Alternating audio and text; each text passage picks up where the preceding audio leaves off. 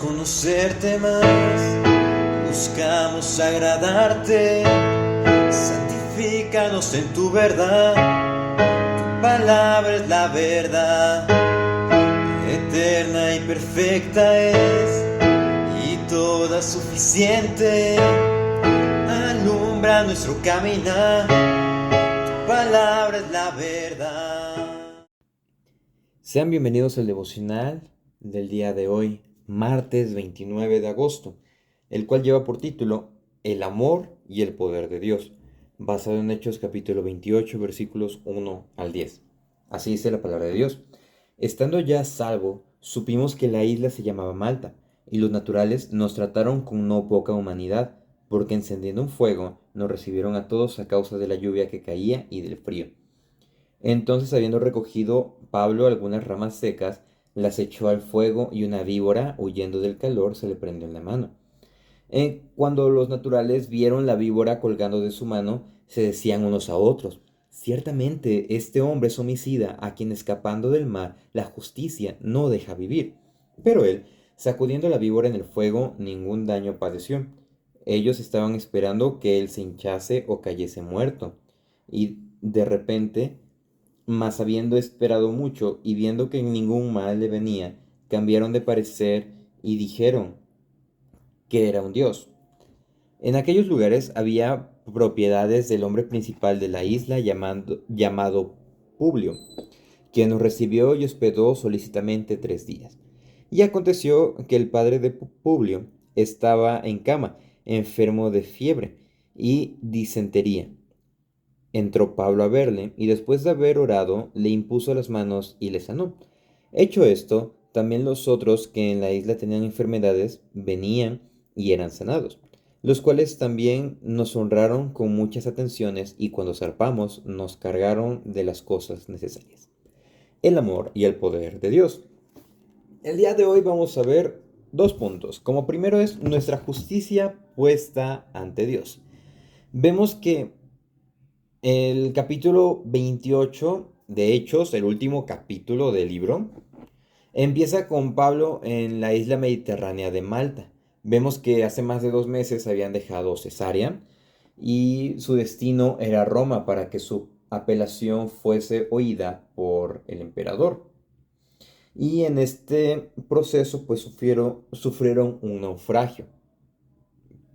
Pero estando en la isla, estando ya allí, supieron que se llamaba Malta, porque si recordamos el día de ayer, los marineros nada más habían observado que era una isla, pero no sabían cómo se llamaba. Entonces vieron que era Malta. Y Malta está ubicada a 93 kilómetros al sur de Cilicia. Tiene aproximadamente 27 kilómetros de largo y 14 de ancho. Ya que no es una isla grande, los marineros no habrían tardado mucho en descubrir dónde se hallaban. Lo pudieron haber averiguado de los habitantes cercanos. Estos habitantes eran de origen fenicio, y el nombre Malta significaba adecuadamente un lugar de refugio en el lenguaje fenicio. Malta se convirtió en una posesión británica a inicios del siglo XIX y obtuvo su independencia en 1964. Después de este contexto histórico, sabemos en qué lugar encallaron, en qué lugar quedaron los los viajeros, y Pablo y su equipo. Vemos que estaban en Malta y que los naturales, o sea, no que eran primitivos, sino que eran los malteses, los propios de Malta, los trataron con no poca humanidad, es decir, mejor de lo que normalmente se esperaría. No asesinaron ni esclavizaron a las víctimas del naufragio, como a veces ocurría en el mundo antiguo. Al contrario, Lucas expresa que encendiendo un fuego lo recibieron a todos a causa de la lluvia que caía y del frío. Agotados por el largo calvario y empapados por haber nadado hasta la playa, y a causa de la lluvia torrencial e incluso helados por el frío de noviembre, les dieron la bienvenida con una hoguera para que ellos se calentasen. Vemos incluso acá que esas personas que no conocían de Dios tenían este sentido de apoyar a otros, de darles esa ayuda para que pudiesen estar cómodos. Y vemos que este es un aspecto de la revelación general de Dios para todas las personas, lo que es la ley moral escrita en los corazones.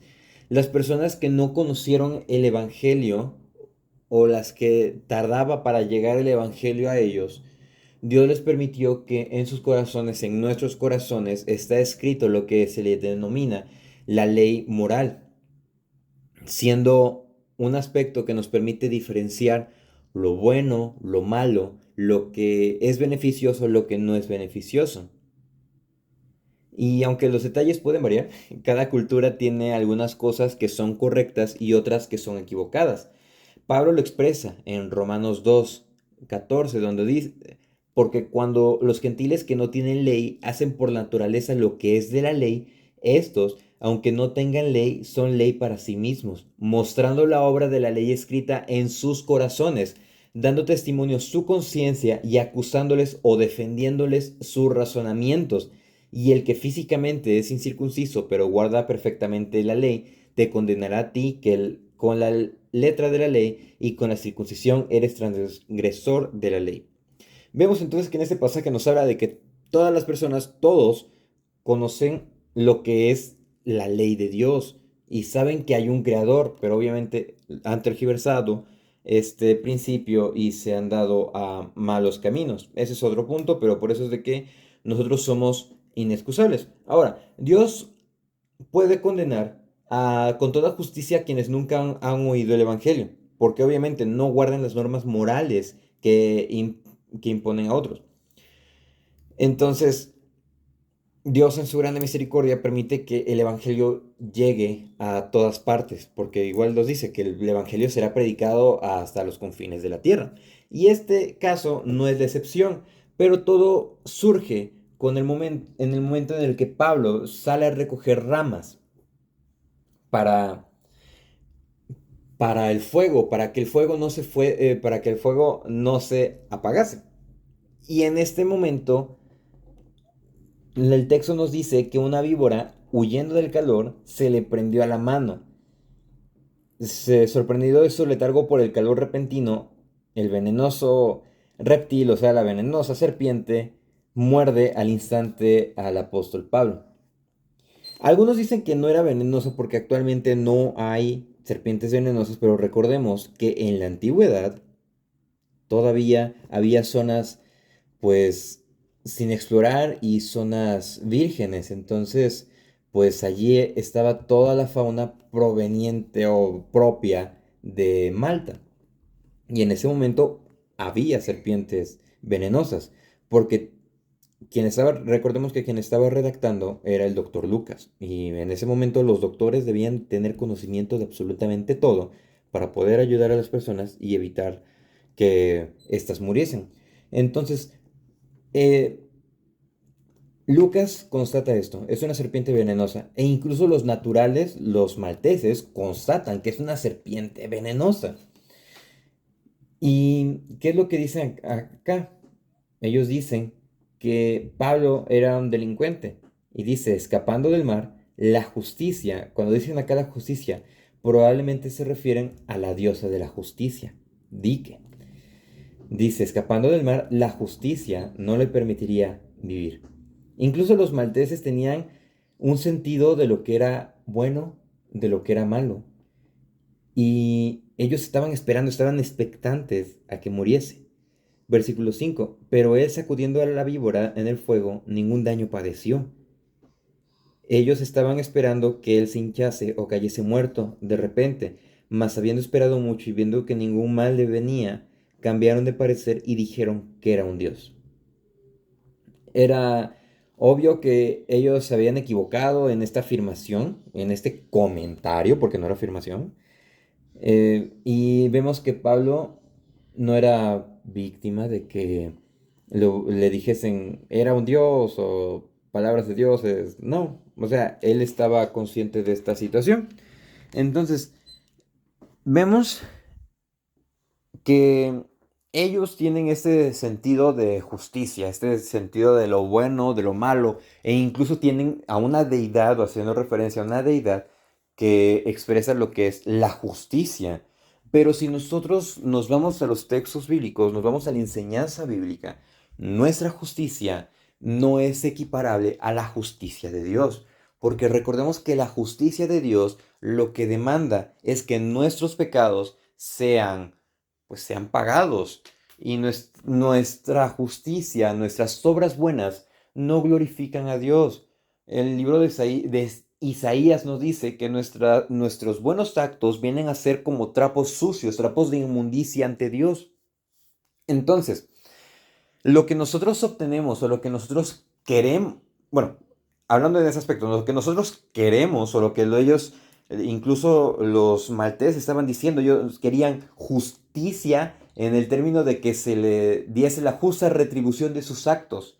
Pero vemos que tenemos el contexto de que Pablo era una persona que había vivido bajo los lineamientos bíblicos y que procuraba tener una conciencia limpia ante Dios y ante los hombres.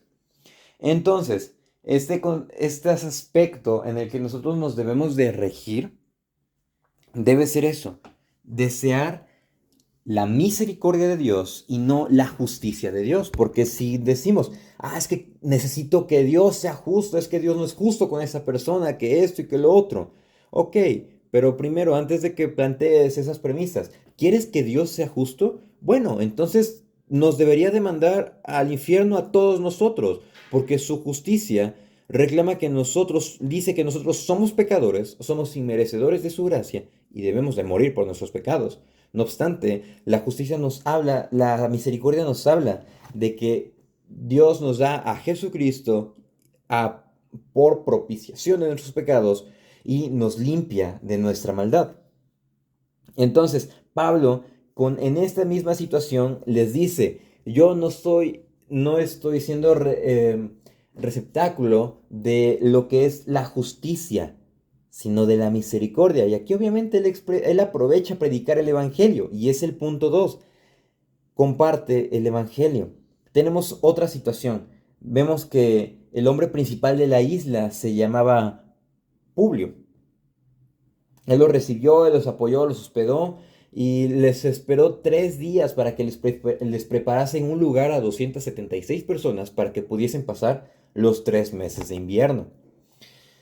Y se sabe, o dice el texto, que el padre de Publio estaba enfermo. Dice que estaba en cama, enfermo de fiebre y disentería. Probablemente la fiebre era de origen gástrico causada por un microbio hallado en la leche de cabra, que era muy común en Malta, y la disentería, a menudo consecuencia de malas condiciones de salubridad, también común en el mundo antiguo. Lo que hace Pablo es que dice, después de haber orado, le impuso las manos y le sanó. En ese momento nos dice primero, oró por él y esa persona recibió sanidad. La oración de Pablo reconocía su dependencia en el poder de Dios. Y a través de estos milagros, Dios en su grande misericordia, recordamos lo que dijimos hace varios devocionales, Dios en su grande misericordia en ese tiempo confirmaba las obras. ¿Y cómo la confirmaba, perdón, la predicación del mensaje con esas obras, con esos actos? En nuestros días, ¿cómo lo confirma? A través de la Biblia, a través de nuestras vidas también cambiadas y regeneradas por el Espíritu. Entonces, en esta situación, en este momento, muchas personas son sanadas. Aunque Lucas no lo menciona, sin duda el apóstol Pablo predicó el Evangelio a los malteses, ya que el propósito de los milagros era autenticar a Pablo como mensajero de Dios, o sea que estaba predicando un mensaje verdadero. No era el fin, no era de que ellos debían recibir milagros, no, ellos debían de recibir la verdad del Evangelio.